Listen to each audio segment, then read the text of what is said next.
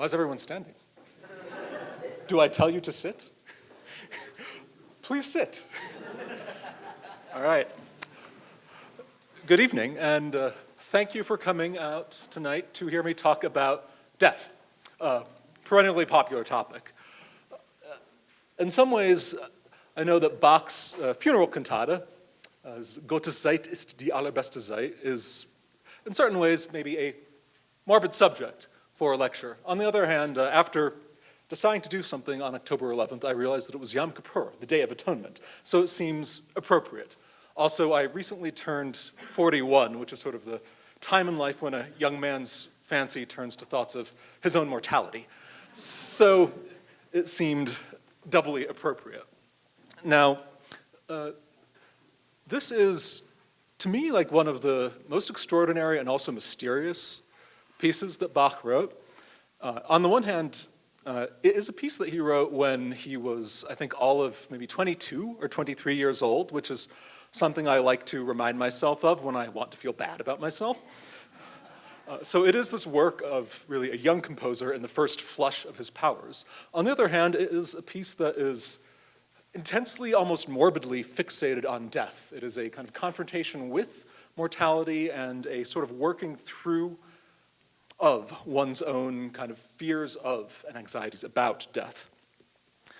And I thought it might be good to start with what is to me the most strange and enigmatic place in this already strange and enigmatic piece, which is a moment toward the end of the sort of second major section, which is this sort of central chorus of the piece. And we can sort of start, I think, by thinking about the enigma of this passage, and then, if I time things properly, return to it at the end and hopefully see it in a new light.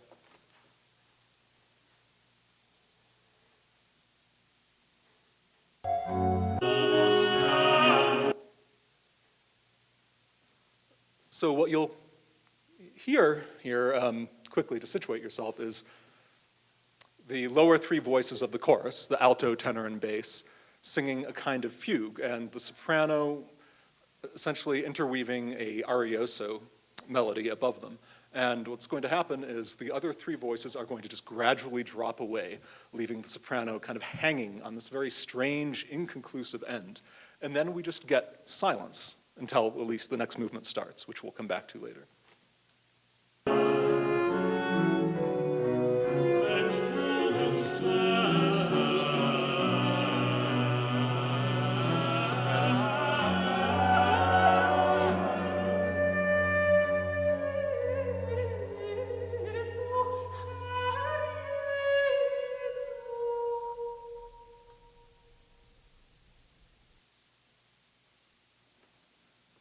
So I think you can hear how strange this moment is.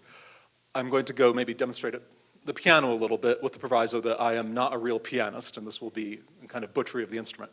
But on the one hand, we have the three lower voices and the rest of the ensemble maintaining what we would call kind of a pedal on the dominant, which is to say the harmony that wants to move to our tonic final harmony. And the soprano is going to just drift down at the very end onto what we call a leading tone, the note that wants to resolve up most intensely to that final tonic. And then by the time the soprano actually lands there, the other voices have vanished and it never resolves.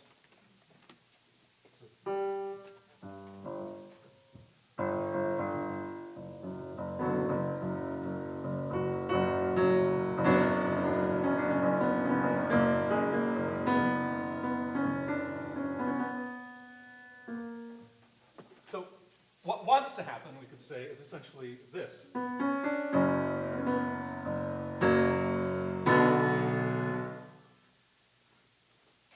Everything is preparing for that final kind of satisfying arrival on that minor chord, and it just evaporates. So this, to me, I think is kind of the mystery that we want to unravel today by the time we get to the end of our discussion of the piece. And to get there, I want to really move through, I guess, three stages. One is going to be a consideration of the historical and social background of the cantata, sort of Bach's world, and Bach's, in particular, Bach's religious world, and then move from there to an exploration of the shape of the piece as a whole. Consider its structure and the particular texts that it draws on and weaves together, and how these are kind of assembled into a unity. And then finally, we are going to return to the central movement, which is also kind of, as we'll see, the pivotal moment in that larger structure of this chorus and this final moment, and I think try to understand in that context what it means. So, when we consider Bach's broader context, I think we could kind of break this down into three things. The first is, we could say, his immediate social and political context. The second, his religious context. And the third, his musical context. So, socially, as some of you may know, Bach is born in 1685, which is about 37 years after the 30 Years' War, which is one of the most devastating and destructive conflicts in the history of Europe. So, in a way, we could say that death, violence, the kind of imminence of mortality is kind of more intense, more immediate for him than it would be, I think, for even the very kind of dismal usual of early modern Europe. Now, if we think about like how dismal is the usual, Bach had 20 children. 10 of them died in infancy, and another one predeceased him as an adult. So even absent the kind of extraordinary destruction wrought by war, the Europe that Bach came of age in is a place in which death is right there, confronting you all the time. It is not something that has the distance that it often has for many of us. Now, the second aspect of this is Bach's religious context. Now, Bach is a very devout Lutheran, and in terms of his music, this means, I think, three important things. Now, first, there is the way in which, let me back up a second. So Bach's music, among other things, reflects the way in which Luther, in his thought, is trying to work out one of the central dichotomies, you could say, of Christian theology. It's something that really all Christian thought circles around in one way or the other, but to which Luther has, I think, a particularly stark and sort of austere answer. And this is the relationship between, you could say, law and grace, or between God's justice and God's love. And, this kind of theological aspect is probably the part of the talk in which I feel least personally qualified. So I'm going to do something that you're not supposed to do at St. John's and use a secondary source. Don't tell anyone. No. So the church historian Jaroslav Pelikan has a useful summary of what the law meant to Luther. It says, for Luther, it was the function of divine law to declare what was right in the sight of God, and thus to reveal the wrath of God against sin. Far from bringing confidence and assurance, the law brought only accusation and terror to the conscience, the terrible and indescribable wrath of God, for the law was the word that denounces sin. Since God was eternal and omnipotent, his fury or wrath towards self-satisfied sinners is also immeasurable and infinite. Although death was a fate that man shared with all other creatures, human death was unique because it was a consequence of sin and of divine wrath. So as we see, the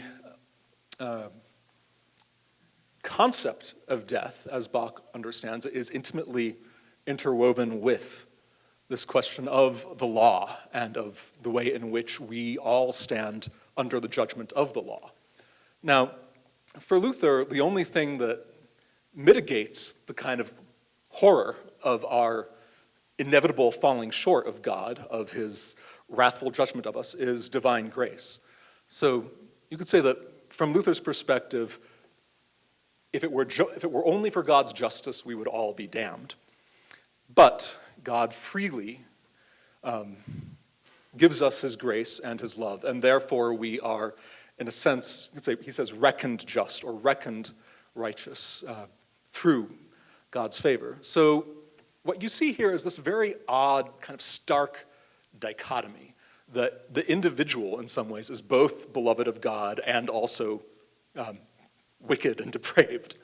And Luther's phrase for this is he says that he is simul justus et peccator, simultaneously a just man and a sinner. And these things coexist, and I think this is going to be central to what we're trying to get at with the Bach cantata, as we'll see, that they exist sort of simultaneously within us, and we can see them as either this kind of stark, profound dichotomy, or as somehow being paradoxically the same thing. So this is the question of law and grace, and very importantly also for the cantata, as we'll see, this dichotomy is understood also as a dichotomy between the Old Testament and the New, between, say, the God of wrath, between the God who legislates on Mount Sinai, who gives us the Ten Commandments, and the God revealed in Jesus. So that duality is central to Bach's vision of the world, and it is also central to the structure of this cantata. Now, the other aspect of Bach's religious world that is going to be, I think, immediately significant for this cantata is the, I don't want to say clash, but sort of the tensions during his lifetime between, you could say, Orthodox Lutheranism, between the mainstream Lutheran Church, and what is called Pietism, which is a movement within Lutheranism that emphasizes sort of like an intimate personal relationship with the divine. In some ways, we could see the contrast between them as being the contrast between, on the one hand, Christ as Lord, and on the other hand, Jesus as lover. So there is, from a kind of the communal and almost rational emphasis of mainstream Lutheranism, there is in Pietism this intense kind of intimate personal understanding of the relationship with the divine. And we can see the contrast between these even within Bach cantatas. I'm going to play a couple examples from one of the other cantatas. It's called the Nun kommt der Heiden Heiland, where you see these two sides of that duality.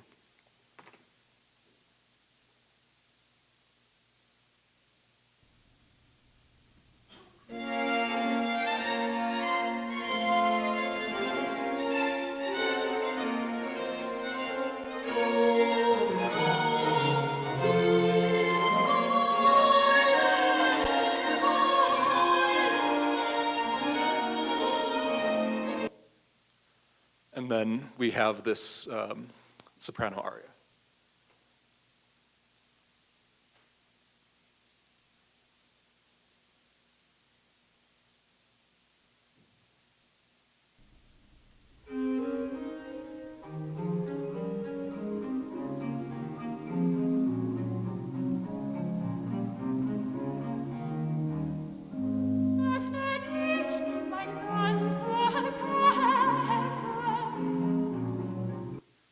So in that first movement, Nun kommt der Heiden Heiland, now comes the Savior of the Gentiles.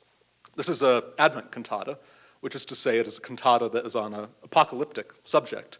So the first movement gives you what we call this kind of, these French overture rhythms, the bum, ba-dum, ba-dum, ba-dum, bum, in the strings, which are associated often in Baroque music with royalty.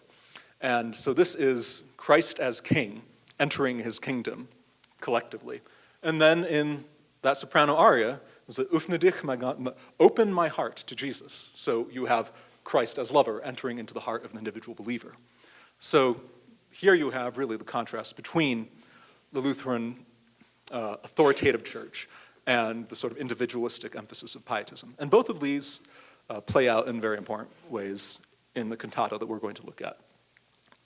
So finally, I want to say something very briefly about Bach's musical context, which is to say, answer the basic question of genre. What is a cantata in the first place?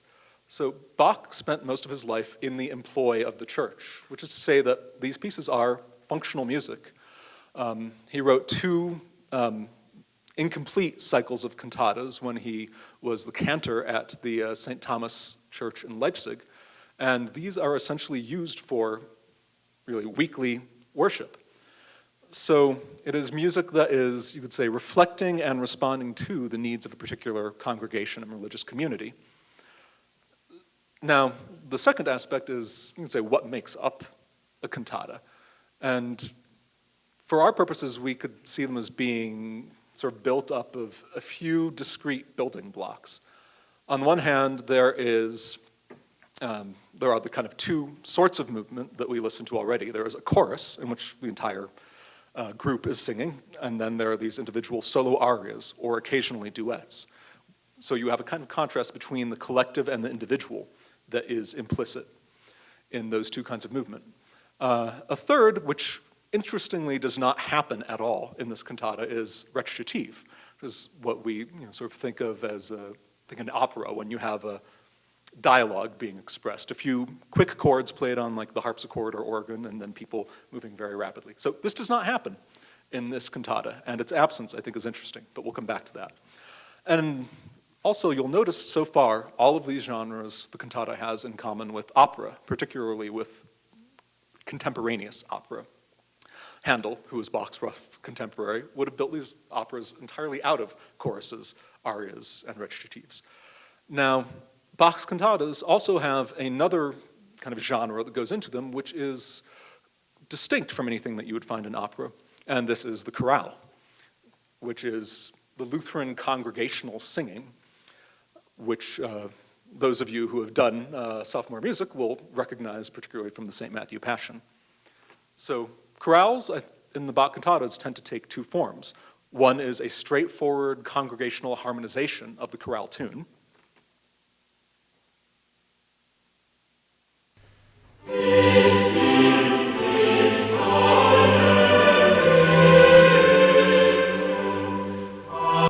So quick chord by chord motion. On the other hand, you also have the texture of what we would call the chorale fantasia, in which a chorale melody is woven intricately through a complicated texture of other music. And you have a great example of this in the first chorus of the St. Matthew Passion.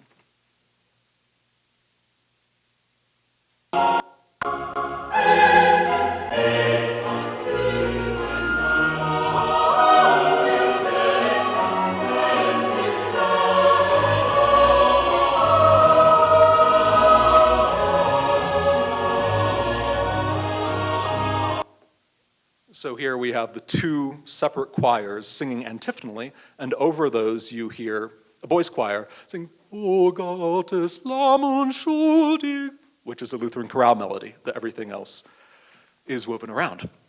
So these are the two functions that the chorale can serve generally in Bach's sacred music. Now, having established that context, I want to move on to a kind of closer exploration of the cantata, and to think a little bit about how it is put together, what sort of narrative arc it follows, and the way its texts kind of combine to tell a particular story about the experience of death.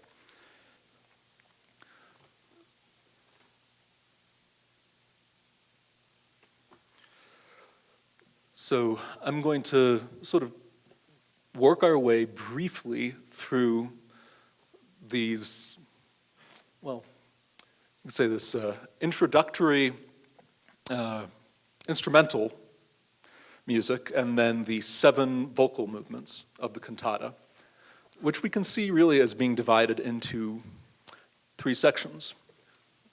So our first major section begins with a chorus, followed by 2 arias. Then we have a central chorus, followed by 2 more arias, and then a final chorus. And something else that you can kind of notice is that the introduction and the first chorus are in the same key, F major, and sort of depart from it to what we call the relative minor, D minor, which is the most closely related minor key. At the very end, we return from D minor to F major, so there is a harmonic symmetry here. We start from the same point of departure, and we return to it. And you also see how the 3 choruses serve as kind of structural pillars around which everything else is hung. There's the opening chorus, the two arias, central chorus right at this kind of symmetrical middle point of the piece, if we think of that opening instrumental music as being a way of setting the stage. Then we have the two more arias and the final chorus. So the whole thing is precisely symmetrical and really does rotate around that central chorus, music from which we heard at the very beginning.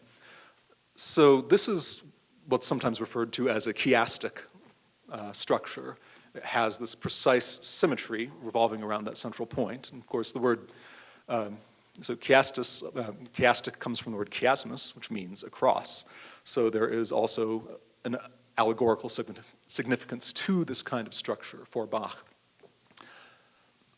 So now I want to kind of move through these movements one by one and think a little bit about what happens in them affectively, how they succeed each other, and what the story is that they add up to tell.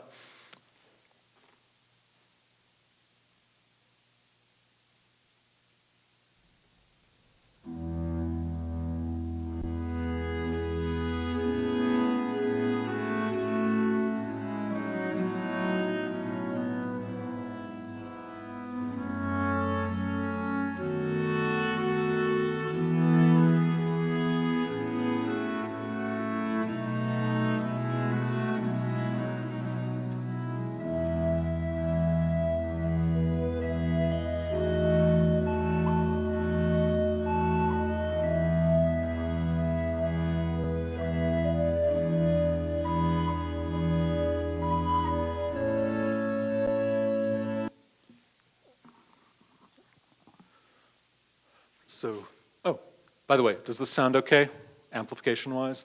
I just realized that if I adjust the microphone, I don't need to lean over it for like the entire hour, which my back is very excited about this discovery. So, we have this opening instrumental introduction, which is already, I think, striking in a couple of ways. One is about like sort of harmonic character of this.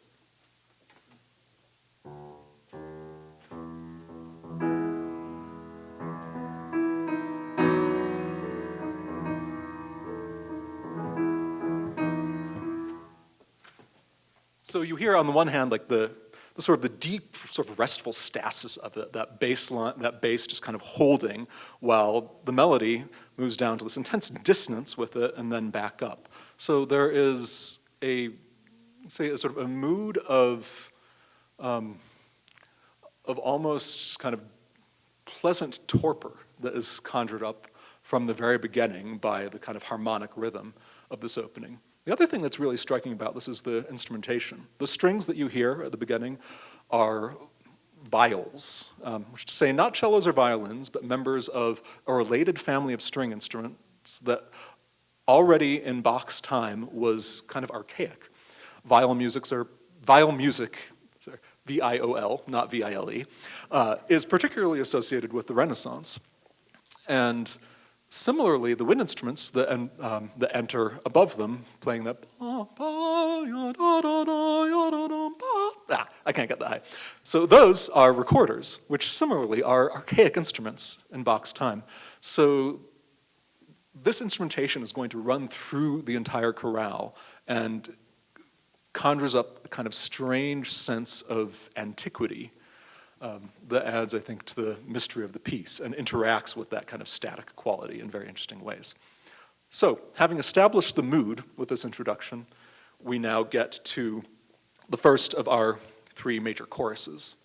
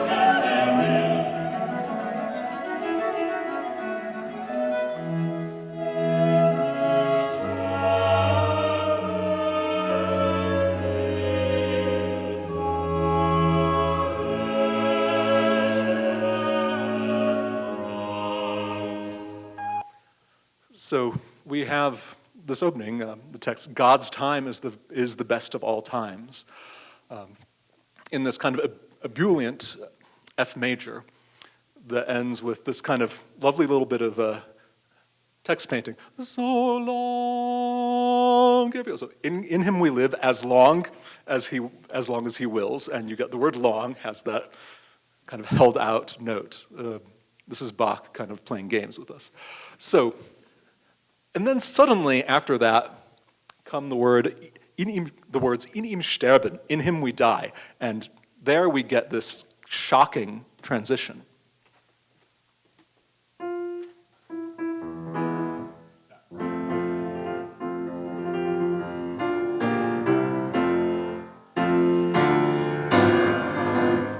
Sterben, death. So, F major, in him we die. And then, rather than resolving that, you get yet more crushing dissonances. So this departure from F to D minor dominates the rest of this choral movement. And as we'll see, it kind of sets the stage for the next three movements, all of which are in some kind of minor key. So we have left this opening F major tonality.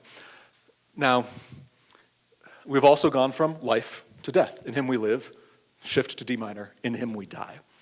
And you will notice the next three minor movements are all on texts about the necessity of death. The second one is, Ach Herr, lehre uns bedenken, dass wir sterben müssen. Lord, teach us to know that we must die.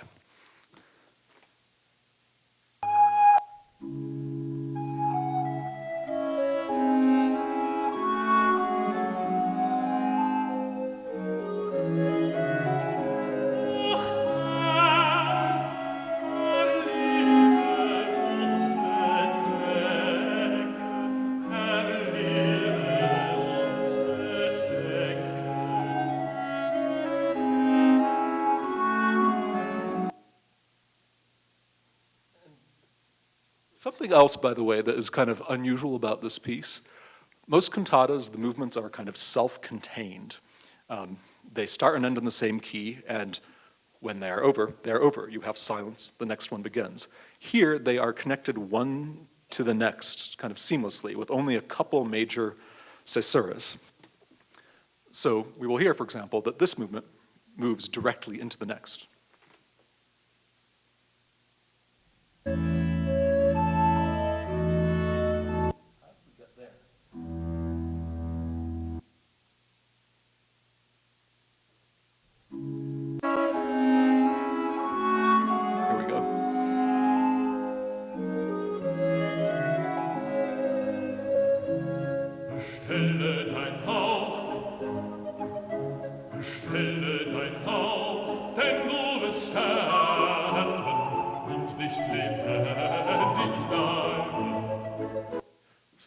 Bestelle dein Haus, set your house in order, because you must die. There's starting to notice a theme here, perhaps. And this bass aria will once again segue directly into the central chorus of the cantata.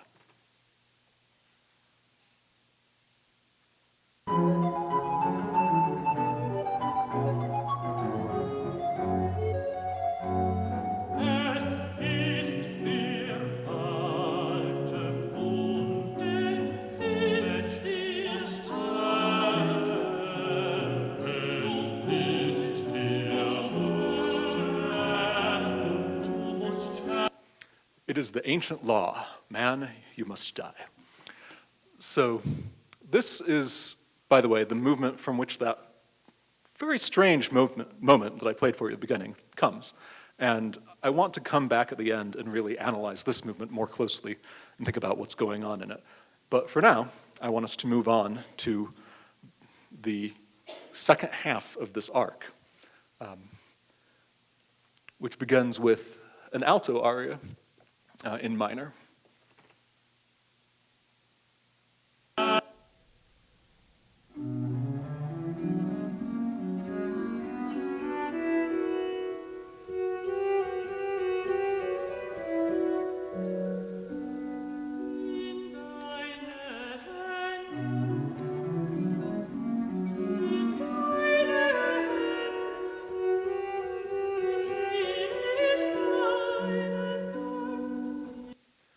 So here you'll notice the theme of the words is changing, not entirely, but it is, into thy hands I commend my spirit.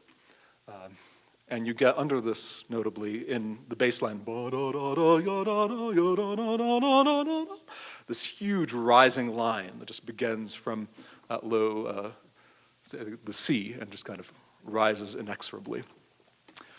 So this is going to be followed by, to me, what is perhaps the most interesting of the four arias, in that it is not quite an aria, but, and this begins with the solo bass, who is going to be joined by another voice.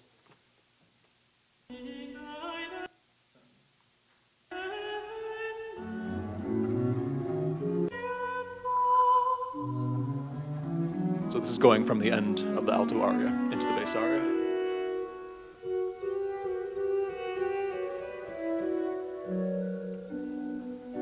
Heute, heute wirst du mit mir, heute, heute wirst du mit mir im Paradies, im Paradies, im Paradies sein, im Paradies, im Paradies, im Paradies, im Paradies sein. Heute, heute wirst du mit mir, heute, heute wirst du mit mir im Paradies sein. Im Paradies, im Paradies, im Paradies sein. Heute, heute wirst du mit mir im Paradies,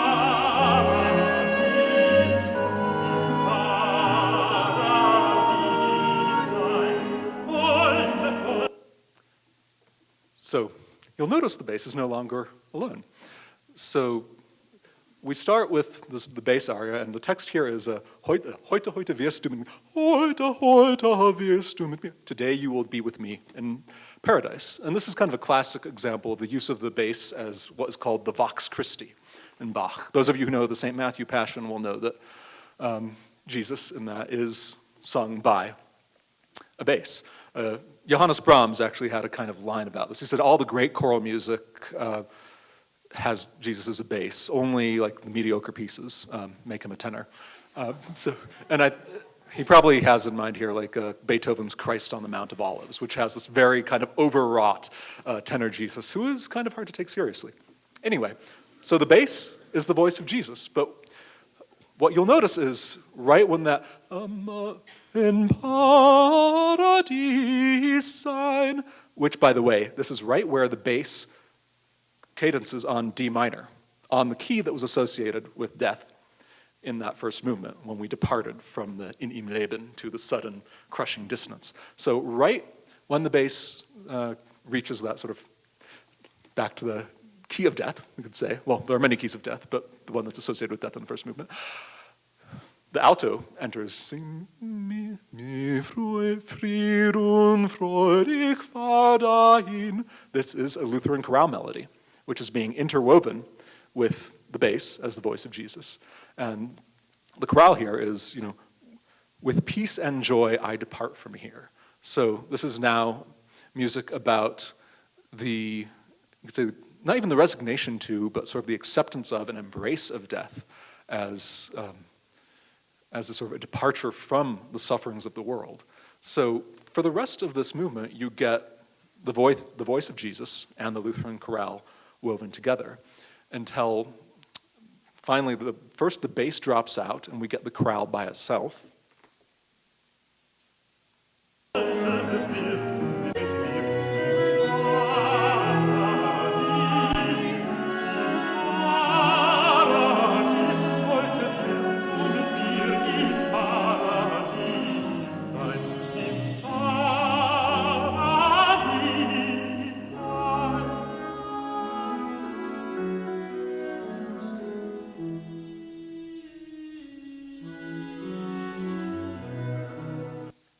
And now the chorale melody is left to complete the aria by itself. And it's going to come to a close on D at the very end, and you're going to notice this kind of strange transformation happening at just the very last few moments of the aria.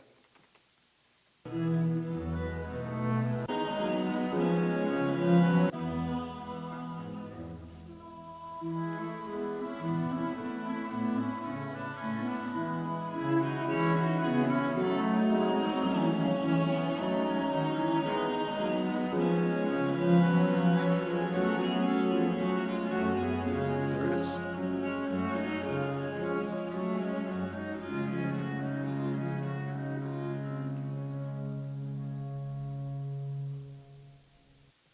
So, on the words, der Tod ist mein Schlaf worden, death has become my sleep, you have this return to D minor, which at the very last moment gets transformed into D major and kind of warmed and brightened.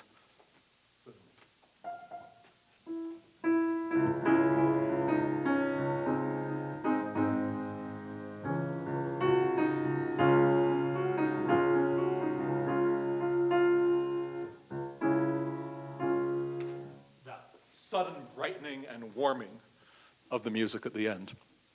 And this finally leaves us with just the last movement, which is a return to F major, to the key of the opening.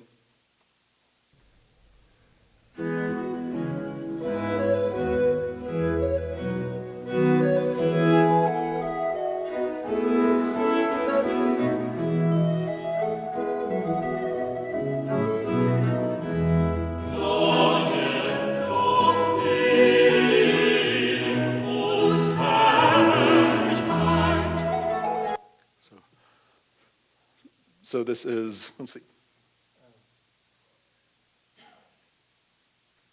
Here the text is, glory, praise, honor, majesty. This is what we would call a kind of a doxology, basically a prayer of praise to God, which is, you'll notice, in a way, we could think of these central movements as sort of tracing the journey of the soul.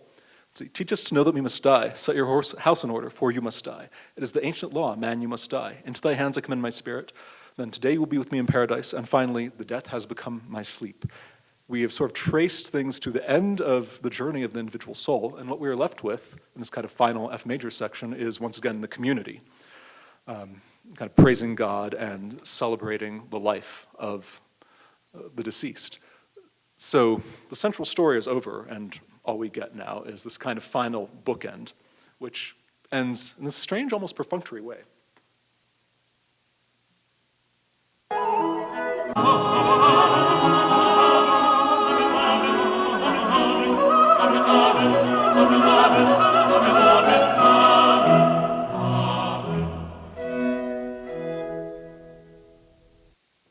So, that is the large shape of our narrative. Now, you'll notice a couple things about this that are anomalous. One, as I said, unlike most Bach cantatas, it is this big continuous sweep, really, from that first chorus until the end of the sort of bass alto aria right before the final chorus. There are no interruptions, aside from, you could say, really this brief pause in that section we played at the beginning. The second thing is, you'll notice that everybody has gotten an aria except for the soprano, which seems rude. Tenor aria, bass aria, alto aria, another bass aria, no soprano. Why? We will come back to this. So, but before we come back to it, I want to think briefly about the texts here. So, our first text is from the book of Acts. In him we live, so long as he wills. But only up to the in him we die part. As soon as we get to that, the book of Acts is over. And what follows is, Lord, teach us to know that we must die. Psalm 90. And then, set your house in order that you must, for you must die. Isaiah. And then that central fugue is, it is the ancient law, man, you must die, which comes from, it's called Ecclesiasticus, or the Wisdom of Sirach, which is, for Lutherans, part of the Apocrypha. It is not the New Testament. It has a kind of problematic status in the Old Testament. But fundamentally, after that thing from Acts is over, we could think of all of these texts as being Old Testament texts. And then we switch. that fifth number 5, the alto aria, you have a "Into thy hands I commend my spirit," it's like one of the 7 last words of Jesus on the cross. So it is from the Gospel of Luke. And then you have the bass, which is once again the words of Jesus, also from Luke, telling one of the thieves who is on the cross next to him, "Today you will be with me in paradise." And set against this is the Lutheran chorale. And then finally, that last text for the doxology is yet another chorale. So we have really like that entire first half associated with the necessity of death is Old Testament texts. And the entire second part, the sort of, say, the journey away from fear and necessity toward a kind of joyful embrace is New Testament texts. So in that sense, you can see the entire cantata as having the structure that Luther saw in the Bible writ large, which is to say, it is a movement from law to gospel, or from necessity to grace, from death as something dreaded but inescapable to death as something embraced. So this is, you could say, like the large sort of textual shape of the piece. It is an arc that, and once again you see that that central point, the sort of pivot or hinge of the entire piece, is also that last, or that central chorus, or the movement from that to the alto aria.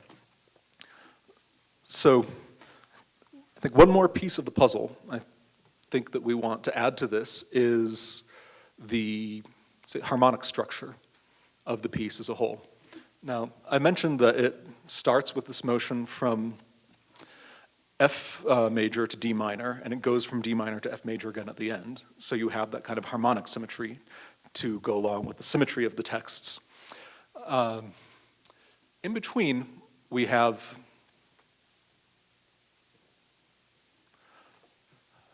a sequence of other keys. So that first aria, the tenor aria, remains in D minor, the key that the chorus went to. The bass aria starts there and goes to G minor. And then that central chorus goes from G minor to C minor. And one way to think about this is that each of these successive keys is, you could say, perceptually kind of one step lower than the one that came before it. And we are moving down what's called the circle of fifths, really, from an almost neutral key. The key signature of F major and D minor is 1 flat. And we're moving down as far as C minor, which is 3 flats. So there is a kind of perceived descent here. One way of kind of maybe grasping this intuitively would be to listen, for me, like there's a passage from a Schubert song that always gets it.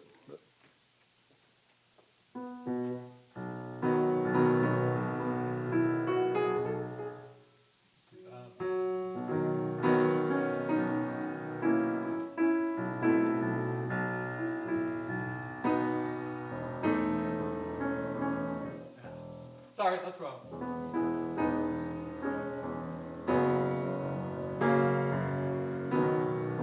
So we have this warm B major being established, right?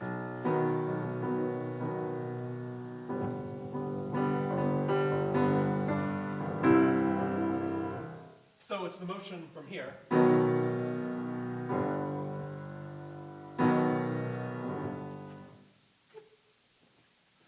And on what's called the circle of fifths, you could say that the key of B major there has a key signature of, I guess, would be 4 sharps. So it's this warm, kind of intense, bright key. And then G major is 1 sharp. So each sharp that you remove or flat that you add, you are, say, moving down the circle of fifths. In other words, to go from F major and D minor to G minor is to get a little bit darker, a little bit lower perceptually. To go from G minor to C minor is to do the same thing again. And in some ways, you can kind of conceptualize it using this chart at the bottom. So we begin on F minor. Moving to D minor, there's a kind of darkening, but we are still in the same key signature. When we get to that second aria, we are dropping down somewhere darker. And you can maybe even hear this if I play, say, D minor and C minor next to each other.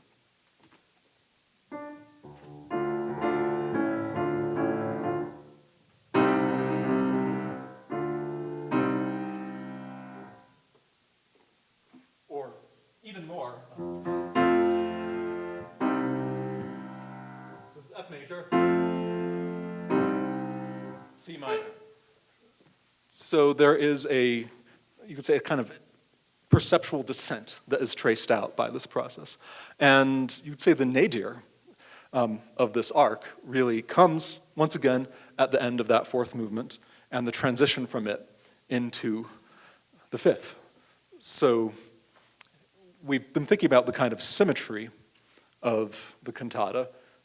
There's like the kind of mirror structure of law in the first half, gospel in the second. There is the kind of chiastic structure of the two choruses flanking pairs of arias and then another central chorus. There is also, finally, you could say, a kind of upside down arch that is traced by the harmony. It kind of gets lower and lower and lower until in that central chorus, or really moving from that central chorus to the beginning of the alto aria, we are at our lowest point. We are in the depths. And from there, when we go from the kind of texts about the necessity of death to the texts about grace and joy, the things start to kind of trace their way back up. So in that way, you could say that the entire harmonic plan of the piece is this kind of upside down arch, again, with that central movement as the kind of keystone to it. And the one place that it kind of departs from that scheme is that strange moment of D major that we talked about at the end of the alto and bass aria. All right, that's, I think, all of our music theory for today. But so we now have this kind of complete picture of the structure, both textually, theologically, and musically. And everything kind of points toward that central movement, and in particular, that really weird moment that I played for at the beginning as being the sort of center of the entire piece. So now I want to move back to that central movement and try and think about what is going on here and how does the entire structure of the piece come together in this moment. So this fourth movement, as I mentioned, the reason I have a question mark next to the word chorus here is it is only a half-truth to call it a chorus. It is also something else at the same time.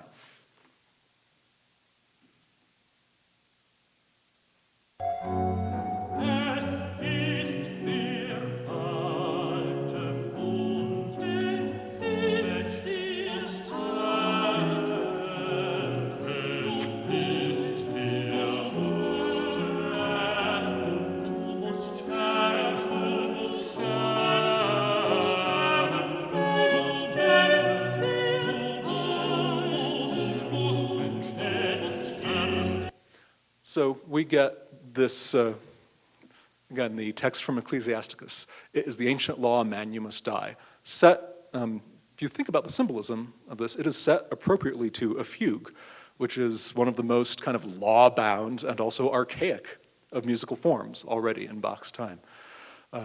You have one voice entering with that melody, es ist der alte Bund, and then moving on to what we would call a counter melody, while another voice enters with the subject again, and then it moves on to something else, a third voice enters with it. So this is very rigorous and very kind of, you could say, legal counterpoint. It is a kind of ideal musical embodiment of lawfulness and of necessity.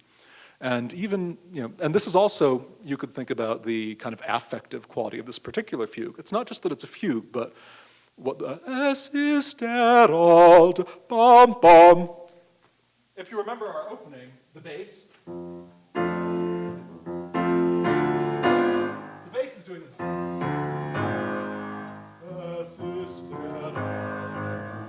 So the fugue subject is that same kind of wild, downward leaping melody that we heard on the bass in that first chorus, announcing the kind of turn toward death.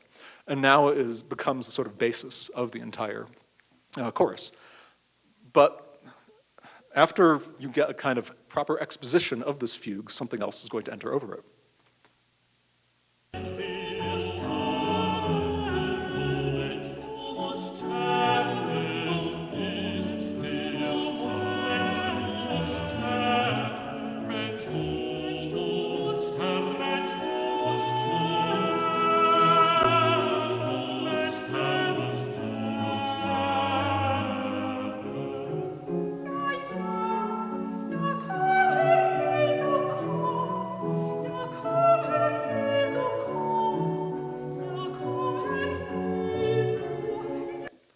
So here, finally, is our soprano aria.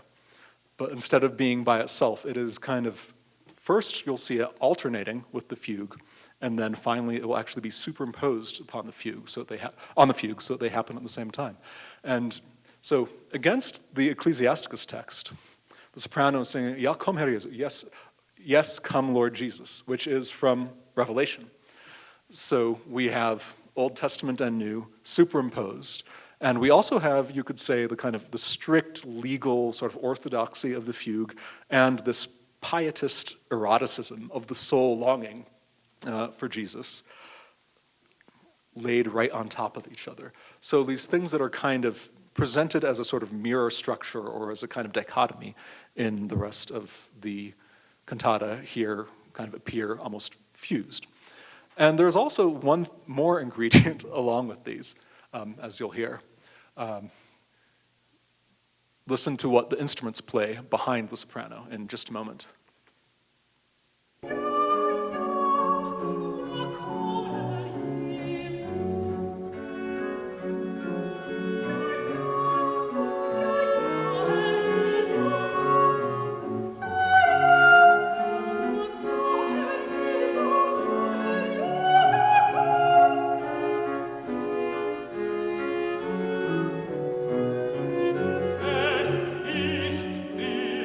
And then we return to the fugue. So what you can hear very faintly behind the soprano aria is actually the melody of another chorale, but this time it is a wordless chorale.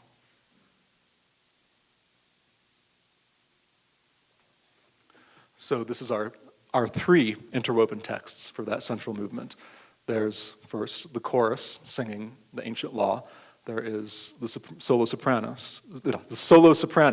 singing the text from Revelation, and the instruments are playing a chorale. And these are, you can say, the first two stanzas of that chorale, if we were to hear its text. My life I now to God resign, and to his statutes pure divine. Will he prolong my mournful days? His promised grace suffices me to run my race. The hour will come, the bell will chime. I cannot go before that time. He counts the hairs upon my head. All things are led to go as he has willed and said. So it is a text really about, say, the resignation of the will to God, and the complete giving over of oneself that is interwoven with the eroticism of the Revelation soprano solo. So we actually, you could say now we get not just two, but really three layers of text all happening at the same time. We have the Lutheran chorale, we have the Old Testament, and we have the New Testament, and everything is in play simultaneously. And as we move on, you'll hear the chorus and the soprano, again, getting kind of brought closer and closer together until they are happening more or less on top of each other.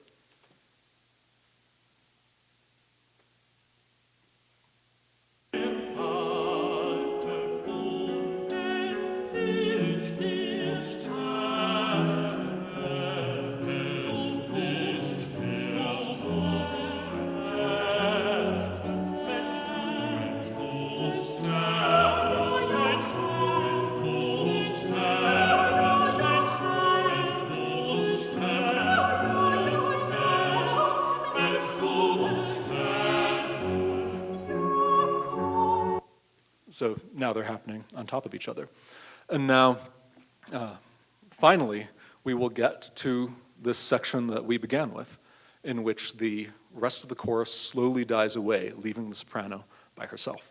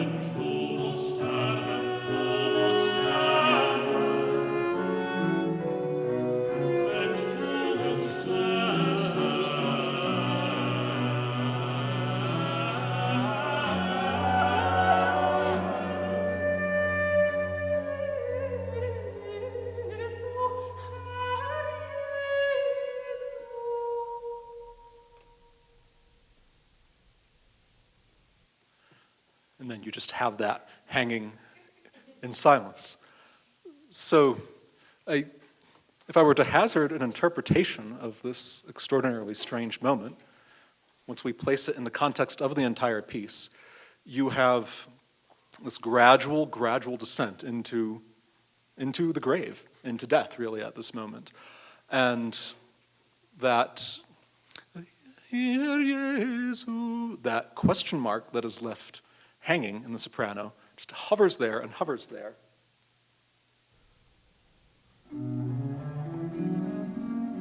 Until it is kind of quietly, implicitly answered by the next movement and this kind of turn toward the New Testament. But really, what we have in this moment is, I think, one of the most extraordinary musical images in Bach, which is this sense of, you could say, the human voice and really the human soul, hanging kind of uncertainly, questioningly, but with hope over the abyss. Thank you.